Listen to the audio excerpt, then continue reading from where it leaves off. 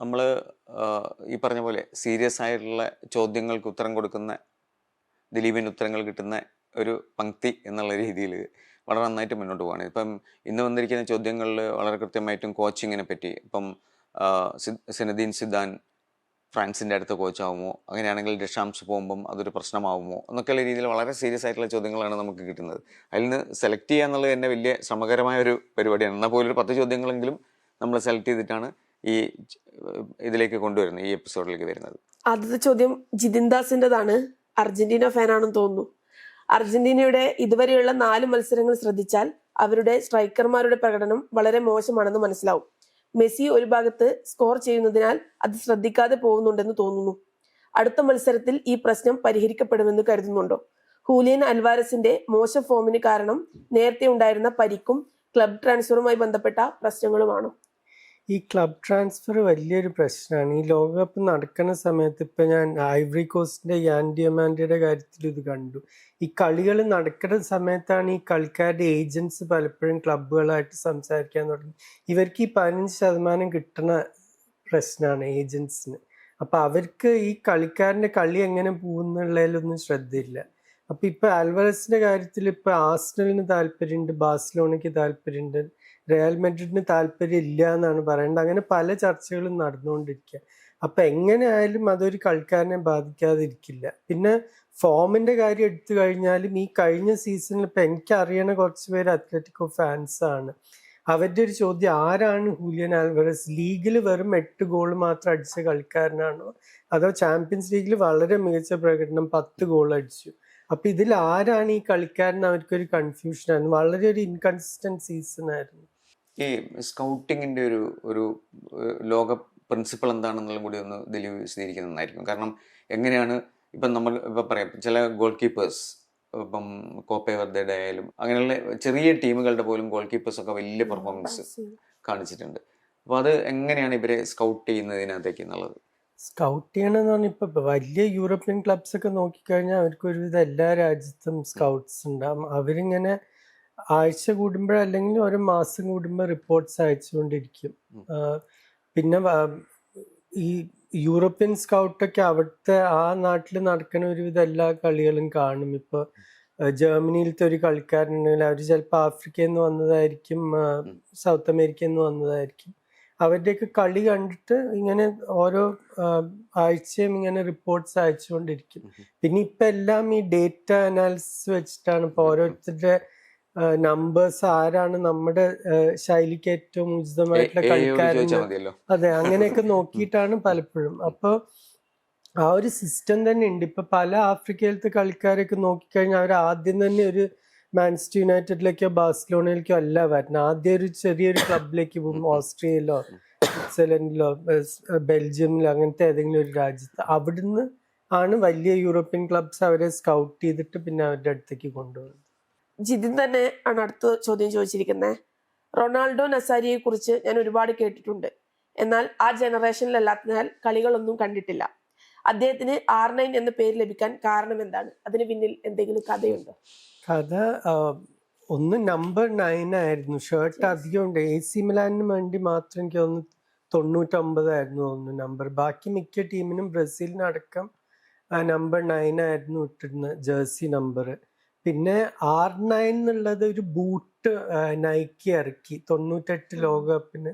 അത് എല്ലാവരും ആശ്രയിച്ചിരുന്ന ഒരു ബൂട്ടായിരുന്നു ആ കാലത്തൊരു മഞ്ഞയും നീലയും സിൽവറും ഒക്കെ ആയിട്ടുള്ള R9 നൈക്കി മെർക്യൂറിയൽ ബൂട്ടെന്ന് ഗൂഗിൾ സെർച്ച് ചെയ്താൽ ഇപ്പോഴും അതിന്റെ പിക്ചർ ചിലപ്പോൾ കിട്ടുമായിരിക്കും. അടുത്തത് മുക്താർ അലി ചോദിച്ച ചോദ്യമാണ്. ഫ്രാൻസ്, അർജന്റീന തുടങ്ങിയ രാജ്യങ്ങൾ പതിറ്റാണ്ടുകളായി ലോകോത്തര ഫുട്ബോൾ താരങ്ങളെ തുടർച്ചയായി സംഭാവന ചെയ്തുകൊണ്ടിരിക്കുന്നു. ഫ്രാൻസിന്റെ കാര്യത്തിൽ അത് ശാസ്ത്രീയമായ അക്കാദമി സംവിധാനങ്ങളും വിശാലമായ സ്കൗട്ടിംഗ് ശൃംഖലകളും കൊണ്ടാണെങ്കിൽ, അർജന്റീനയിൽ ഫുട്ബോളിനുള്ള അഗാധമായ അഭിനിവേശവും ക്ലബ് സംസ്കാരവുമാണ് പ്രധാന ഘടകങ്ങൾ. ഇത്രയും വ്യത്യസ്തമായ സാമൂഹിക സാമ്പത്തിക സാഹചര്യങ്ങളിലൂടെ കടന്നു പോകുമ്പോഴും ഈ 2 രാജ്യങ്ങൾക്കും എങ്ങനെയാണ് ഇത്രയധികം പ്രതിഭകളെ വർഷാവർഷം കണ്ടെത്തി വളർത്തിയെടുക്കാൻ കഴിയുന്നത്? ഇതിൽ അടിസ്ഥാനപരമായ വ്യത്യാസങ്ങൾ എന്തൊക്കെയാണ്? അടിസ്ഥാനപരമായ വ്യത്യാസങ്ങൾ എന്ന് പറഞ്ഞാൽ ഫ്രാൻസിൽ അധിക കാലത്തും ഒരു സൂപ്പർ ക്ലബ് എന്ന് പറയാനൊന്നും ഉണ്ടായിരുന്നില്ല. ഇപ്പോഴാണ് കഴിഞ്ഞ 15 കൊല്ലത്തിലാണ് PSG ഒരു വലിയ ക്ലബ്ബായിട്ട് വന്നിട്ടുള്ളത്. അതിനു മുമ്പ് ചെറിയ ചെറിയ ഇടവേളകളിൽ ഇങ്ങനെ ലിയോൺ, അതിനു മുമ്പ് മറ്റേ മാസെ, ഒളിമ്പിക് മാസെ ബെർണാഡ് ടാപ്പിയോട് ചെയർമാൻ ആയിരുന്നു. അപ്പം അങ്ങനത്തെ 2-3 ക്ലബ്ബ്. പക്ഷെ അത് വളരെ കുറച്ച് കാലം. അർജന്റീനയിൽ അങ്ങനെയല്ല. അർജന്റീനയിൽ സൂപ്പർ ക്ലബ്സിന്റെ ഒരു നമുക്ക് എണ്ണാൻ തന്നെ ബുദ്ധിമുട്ട്, അത്രയധികം. ബ്യൂണസ് ആയർസ് തന്നെ ബോക്ക ജൂനിയേഴ്സും റിവർ പ്ലേറ്റും കൂടാതെ San Lorenzo Racing Club, Independent, ഇവരൊക്കെ ആ ഏരിയയിൽ നിന്നുള്ള ക്ലബ്സ് ആണ്. പിന്നെ മെസ്സിയുടെ റൊസാരിയോ സെൻട്രാലും ന്യൂവൽസ് ഓൾഡ് ബോയ്സ് ഉണ്ട്. അപ്പം അങ്ങനെ കുറേ വലിയ ക്ലബ്സ് ഉള്ള ഒരു നാടാണ്. പിന്നെ അർജന്റീന എല്ലാ കാലത്തും അവരുടെ മികച്ച കളിക്കാരെ എക്സ്പോർട്ട് ചെയ്തിട്ടുള്ള ഒരു രാജ്യം കൂടിയാണ്. അത് 40കളിൽ തുടങ്ങിയത്. ഡി സ്റ്റെഫാനോ ആദ്യം കൊളംബിയയിൽ മില്യനാരിയോസ് എന്ന് പറഞ്ഞ ക്ലബിലേക്ക് പോയി അവിടുന്നാണ് യൂറോപ്പിൽ എത്തേണ്ടത്. അവിടെയാണ് മെഡ്രിഡും ബാഴ്സലോണയും തമ്മിൽ തല്ലി ആർക്ക് കിട്ടുന്നുള്ളതിനെ പറ്റി.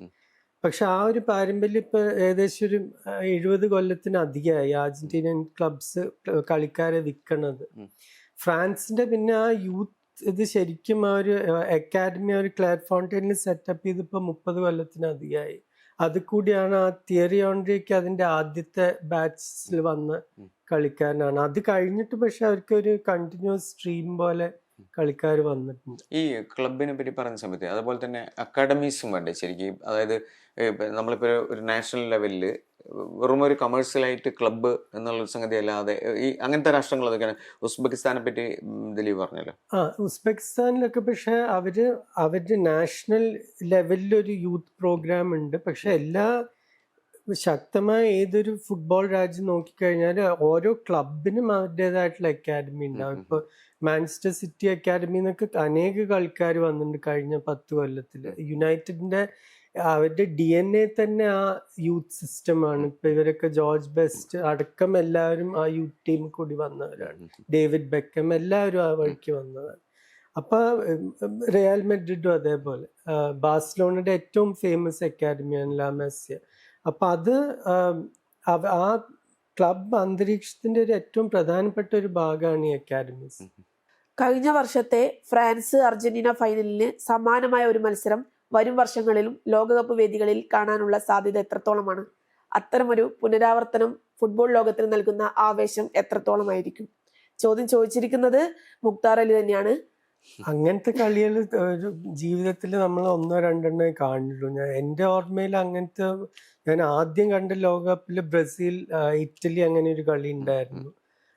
പിന്നീട് എനിക്ക് അങ്ങനെ ഓർമ്മ വരുന്നത് ഒരു France Brazil 86-ല്.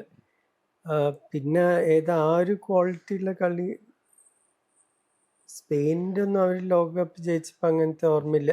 Italy France final goals അത്ര ഉണ്ടായിരുന്നില്ലെങ്കിലും 2006-ല് സിഡാന്റെ ഹെഡ് ബട്ടും ഇതൊക്കെ കാരണം അത് കുറെ ഡ്രാമയുള്ള ഒരു കളിയായിരുന്നു. അപ്പം അങ്ങനത്തെ കുറച്ച്. പക്ഷെ ആ ഒരു ഫൈനലിലും സെമി ഫൈനലിലും ശരിക്കും നമുക്ക് അത്രയും ഒരു നിലവാരമുള്ള ഒരു കളി സാധാരണ കാണാറില്ല. എന്താ വെച്ചാൽ ടീമുകൾ പേടിയോടുകൂടിയാണ് ചിലപ്പോൾ കളിക്കും. 2012 മുതൽ ഫ്രാൻസിനെ പരിശീലിപ്പിക്കുന്നത് ദിദിയർ ദശാംസ് ആണ്. ഈ ലോകകപ്പിന് ശേഷം അദ്ദേഹം ഒഴിയുമെന്നും സിനദിൻ സിദാൻ പിൻഗാമിയാവുമെന്നും കേൾക്കുന്നു. സിദാൻ പരിശീലകനാകുമ്പോൾ ദേശീയ ടീം കൂടുതൽ ഉയരത്തിലേക്ക് പോകുമെന്ന് കരുതുന്നുണ്ടോ? അതല്ല ജോക്കിം ലോവിന് ശേഷം ജർമ്മനിക്ക് സംഭവിച്ച പോലെ ഒരു അപകട സാധ്യത ഇതിലുണ്ടോ? ഏറെക്കാലം പരിശീലിപ്പിച്ച് വിജയിച്ച ഒരു കോച്ചിനെ മാറ്റിയാൽ ഗുണത്തെക്കാൾ ദോഷമാണോ സംഭവിക്കുക? ചോദ്യം ചോദിച്ചിരിക്കുന്നത് മുഹമ്മദ് ഷമീമാണ്. അത് ഇങ്ങനത്തെ കാര്യങ്ങൾ ശരിക്കും ആർക്കും പ്രവചിക്കാൻ പറ്റില്ല. ഇപ്പൊ സിഡാൻ റിയൽ മെഡ്രിഡ് ജോലി എടുക്കുമ്പോൾ എനിക്ക് ഓർമ്മയുണ്ട് അതിന് മുമ്പ് വന്നിട്ടുള്ള പരിശീലകന്മാര് ലെജൻഡ്സ് ആയിരുന്നു. ഹോസെ മൊറീനിയോ, ആൻസ്ലോട്ടി, അങ്ങനത്തെ ആൾക്കാർ. ഇപ്പൊ ഒരു അനുഭവം ഇല്ലാത്ത ഒരു കളിക്കാരനായിട്ടൊരു ലെജൻഡ് ആയിരുന്നു. പക്ഷെ കോച്ചിങ്ങിൽ വെറും റിസർവ് ടീമിനെ മാത്രം കോച്ച് ചെയ്ത ഒരാളെ പിടിച്ച് കോച്ചാക്കുമ്പോൾ എന്ത് സംഭവിക്കുന്ന ആൾക്കാർക്ക് തീർച്ചയായിട്ടും പേടി ഉണ്ടായിരുന്നു. പക്ഷെ 3 ചാമ്പ്യൻസ് ലീഗ് അടുപ്പിച്ച് ജയിച്ചു. അത് വേറെ ആരും ചെയ്തിട്ടില്ല. അപ്പോൾ അത് കാരണം എനിക്ക് ഫ്രാൻസിന്റെ ഭാഗത്തു നിന്ന് അവർക്കൊരു പേടി ഉണ്ടാവുമെന്ന് തോന്നുന്നില്ല. എന്താ വെച്ചാൽ ഈ കളിക്കാരെ എത്ര മികച്ച കോച്ചായാലും നിങ്ങൾക്ക് ജയിക്കണമെങ്കിൽ കളിക്കാർ വേണം. ഫ്രാൻസിന് ആ ഒരു പ്ലെയർ പൂള് വേറെ ഏത് രാജ്യത്തിൻ്റെ ഒന്നും മികച്ച പ്ലെയർ പൂൾ അവർക്കുണ്ട്. ഇപ്പോഴും ഉണ്ടാവും, നാളെ ഉണ്ടാവും. അപ്പൊ അത് കാരണം ഏതൊരു കോച്ചായാലും അവർക്ക് ആ ഒരു 100 മീറ്റർ റേസ് ആണെങ്കിൽ അവർ 10-20 മീറ്റർ നിന്നാണ് തുടങ്ങുന്നത്. അപ്പൊ അത് എനിക്ക് തോന്നുന്നില്ല സിഡാനിന് അതൊരു ബുദ്ധിമുട്ടാവുന്നു. അല്ല, ഈ കോച്ചുമാരെ പറ്റി പറയുന്ന സമയത്ത് നമ്മൾ കഴിഞ്ഞ ദിവസം പറഞ്ഞു പിന്നെ ജർമ്മനിയുടെ പുതിയ കോച്ച് ആരായിരിക്കും, ഗാർഡിയോളാണോ എന്നൊക്കെ. അപ്പൊ നമ്മളിപ്പോ എല്ലാവരും പറയുന്ന കോച്ച് എന്ന് പറയുന്നത് നെഗറ്റീവായിട്ട് ഇംഗ്ലണ്ടിന്റെ കോച്ചിനെ പറ്റിയും പോസിറ്റീവായിട്ട് ബ്രസീലിന്റെ കോച്ചിനെ പറ്റിയും. അപ്പൊ ഈ ശരിക്കും കോച്ചുമാര് മാത്രമാണോ ഈ റെസ്പോൺസിബിൾ പേഴ്സൺസ്?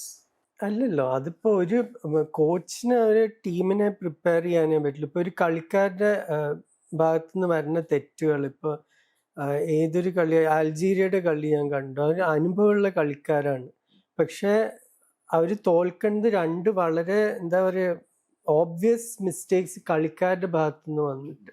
ഒന്ന്, ഒരു കളിക്കാരനെ ആരും മാർക്ക് ചെയ്തില്ല, രണ്ടാമത് നേരെ ഫോർവേഡിന് പാസ് ചെയ്ത് കൊടുക്കണം. ഇങ്ങനെയൊക്കെ കളിക്കാരുടെ ഭാഗത്തുനിന്ന് തെറ്റുകൾ വന്നു കഴിഞ്ഞാൽ ഒരു കോച്ചിനും ഒന്നും ചെയ്യാൻ പറ്റില്ല. അടുത്തത് മിഷാബ് ആണ് ചോദിച്ചിരിക്കുന്നത്. ബാക്ക് 3 ഡിഫൻസുമായി ഇറങ്ങുന്ന ടീമുകൾക്കെതിരെ ഇംഗ്ലണ്ടിന്റെ പ്രസ്സിംഗ് രീതി എത്രത്തോളം ഗുണം ചെയ്യും? ഹാരി കെയ്ൻ ഒറ്റയ്ക്ക് പ്രസ് ചെയ്ത് തുടങ്ങണോ അതോ മാൻ ടു മാൻ പ്രസ്സിംഗ് രീതിയാണോ നല്ലത്? ഒറ്റയ്ക്ക് പ്രസ് ചെയ്യാൻ ബുദ്ധിമുട്ടാണ്. ഒരു ടീമായിട്ട് തന്നെ പ്രസ് ചെയ്യണം. പിന്നെ ഈ ബാക്ക് 3 കളിക്കുന്ന ടീംസിന് എപ്പോഴുള്ള പ്രശ്നം എന്താ വെച്ചാൽ, നിങ്ങൾക്ക് അത്രയും ഒരു ബാക്ക് 3 കളിക്കണമെങ്കിൽ നിങ്ങളുടെ 2 വിങ് ബാക്സും അത്രയും മികച്ച കളിക്കാരായിരിക്കണം. 2002 ബ്രസീൽ ജയിച്ചപ്പോൾ അവർക്ക് ലൂസിയോ, എഡ്മിൽസൺ, റോക്കെ ജൂനിയർ ഒരു ബാക്ക് 3, പക്ഷെ പിന്നെ കാഫും റോബർട്ടോ കാർലോസും ഉണ്ട്. അങ്ങനത്തെ കളിക്കാരുള്ളപ്പോൾ മറ്റേ ടീമിന്റെ മേലെ എപ്പോഴും പ്രഷർ ഉണ്ടാവും. അപ്പൊ അവർക്ക് നിങ്ങളെ എത്രത്തോളം പ്രസ് ചെയ്യാൻ പറ്റുന്നുള്ളതിന് ഒരു പരിധി വരെ പറ്റുള്ളൂ. ഈ നല്ല വിങ് ബാക്സ് ഇല്ലാത്ത ടീം 3 സെൻട്രൽ ഡിഫൻഡേഴ്സിനെ കളിക്കുമ്പോൾ എപ്പോഴും ഒരു പ്രശ്നമാണ്, അവര് മറ്റേ വിങ്സ് കൂടി കയറി അറ്റാക്ക് ചെയ്യുന്നുള്ളത്. ഇംഗ്ലണ്ടിന്റെ കാര്യത്തിൽ അവർ തോമസ് ടൂക്കൽ ആ ജർമ്മൻ സ്കൂളിൽ നിന്നായത് കാരണം എല്ലാവരും ഒരുമിച്ച് പ്രസ് ചെയ്യാൻ തന്നെയാണ് അവർ ഉപദേശിക്കുക. അല്ലാതെ ഒറ്റയ്ക്കായിട്ട് പോയിട്ട് ചെയ്യുമ്പോൾ അത് ആ ടൈമിങ് അത്രയും പെർഫെക്റ്റ് അല്ലെങ്കിൽ വളരെ എളുപ്പത്തിൽ ബ്രേക്ക് ചെയ്യും. സ്ട്രാറ്റജിനെ പറ്റി പിന്നെ ദിലീപ് പറയുന്ന സമയത്ത് കൊളംബിയയുടേതാണ് ഏറ്റവും ഒരു നമുക്ക് പേടിക്കേണ്ട രീതിയിൽ അവർ അത്രയും ഡിസിപ്ലിൻഡ് ആണ് പ്രസ്സിംഗില്. അത് അവര് ഫ്രണ്ടിൽ നിന്ന് തന്നെ ഇപ്പൊ ലൂയിസ് ഡിയാസ് ഒക്കെ പലപ്പോഴും ലെഫ്റ്റ് വിങ്ങർ ആണെങ്കിൽ ലെഫ്റ്റ് ബാക്കിന്റെ പൊസിഷനിൽ വരെ ബോൾ പ്രസ് ചെയ്യും. അപ്പൊ അവർക്ക് അങ്ങനത്തെ അത് കുറെ കളിക്കാരുടെ മെന്റാലിറ്റിയും കൂടി, ഒരു ഫൈറ്റിംഗ് ടീം ആയത് കാരണം അവർക്കത് ചെയ്യാൻ മടിയില്ല. ചില കളിക്കാർക്ക് ചെയ്യാൻ ഇഷ്ടമല്ല, ചില കളിക്കാരോട് അത് ചോദിക്കണില്ല. ഇപ്പൊ അർജന്റീന മെസ്സിയോട് പ്രസ് ചെയ്യാൻ പറയുന്നില്ല, ഫ്രാൻസ് എംബാപ്പയോട് ഇങ്ങനെ നിരന്തരമായിട്ട് ഇങ്ങനെ ഷട്ടിൽ ചെയ്യണം, പ്രസ് ചെയ്യണം എന്നും പറയുന്നില്ല. അടുത്തത് അബി സെബാസ്റ്റ്യന്റെ ചോദ്യമാണ്. സോഷ്യൽ മീഡിയ വഴിയും നേരിട്ടുള്ള മാധ്യമങ്ങളുടെ വലിയ സമ്മർദ്ദവും ആരാധകരുടെ പ്രതീക്ഷകളും ടീമുകൾ ഡ്രസ്സിംഗ് റൂമിൽ എങ്ങനെയാണ് കൈകാര്യം ചെയ്യുന്നത്? പ്രത്യേകിച്ച് ഒരേ ടീമിൽ തന്നെയുള്ള താരങ്ങളുടെ ആരാധകർ തമ്മിൽ തന്നെ പലപ്പോഴും അസ്വാരസ്യങ്ങൾ ഉണ്ടാകുന്നത് നമ്മൾ കണ്ടു. ഇവയൊക്കെ ഒരു ടീമിന്റെ മുന്നോട്ടുള്ള പ്രകടനത്തെയും കളിക്കാർ തമ്മിലുള്ള കളിക്കളത്തിലെ കെമിസ്ട്രിയെയും എങ്ങനെ ബാധിക്കും? ഇത് പരിശീലകന്റെ പ്ലാനുകളിൽ എന്തൊക്കെ മാറ്റങ്ങളായിരിക്കും വരുത്തുന്നത്? ഇത് വലുതായിട്ടൊന്നും ബാധിക്കും തോന്നുന്നില്ല. കളിക്കാർ ഒന്നാമത് അവർ കളിക്കുന്ന സമയത്ത് അവർ തീരെ സോഷ്യൽ മീഡിയ, പത്രങ്ങളോ ചാനലുകളോ നോക്കില്ല എന്ന് ഞാൻ പറയില്ല. പക്ഷെ അവർക്ക് കേൾക്കേണ്ട കാര്യങ്ങൾ അവരോട് ഓരോരുത്തർ പറഞ്ഞോളും. അല്ലാതെ അവര് ഇൻസ്റ്റാഗ്രാം റീലിന്റെ താഴെയുള്ള 5000 കമന്റ് ഒന്നും ഇരുന്ന് വായിക്കാൻ പോകുന്നില്ല. പക്ഷെ ഒരു കാര്യം ഞാൻ പറഞ്ഞാൽ, ഇതിപ്പോ ഈ നമ്മുടെ ഒരു തെറ്റിദ്ധാരണയാണ് എല്ലാവരും ഒരു സഹോദരന്മാരെ പോലെ ഇരുന്ന് കളിച്ചാല്. അതെ, അത് പക്ഷെ വലിയൊരു തെറ്റാണ്. ഞാൻ കോച്ചിന്റെ പേര് പറയുന്നില്ല. ഞാൻ ഇന്ത്യയുടെ കൂടി ഒരു ട്രോഫി നേടിയ ഒരു കോച്ചിനോട് ഞാൻ ഒരിക്കൽ സംസാരിച്ചു. ഞങ്ങൾ വെറുതെ ഇരുന്ന് സംസാരിക്കുന്നു, ക്രിക്കറ്റ് കോച്ചിനോട്, നിങ്ങൾ എന്തൊരു നല്ല ടീം സ്പിരിറ്റ് സൃഷ്ടിച്ചിട്ടുള്ള.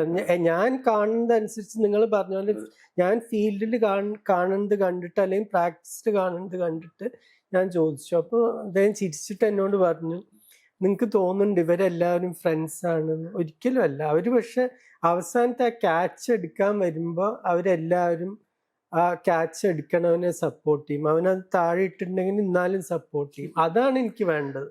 അല്ലാതെ അത് കഴിഞ്ഞിട്ട് അവർ ഒരുമിച്ച് ചായ കുടിക്കാൻ പോകണം, ഭക്ഷണം കഴിക്കാൻ പോകണം എന്നൊന്നും ആരും പറയുന്നില്ല.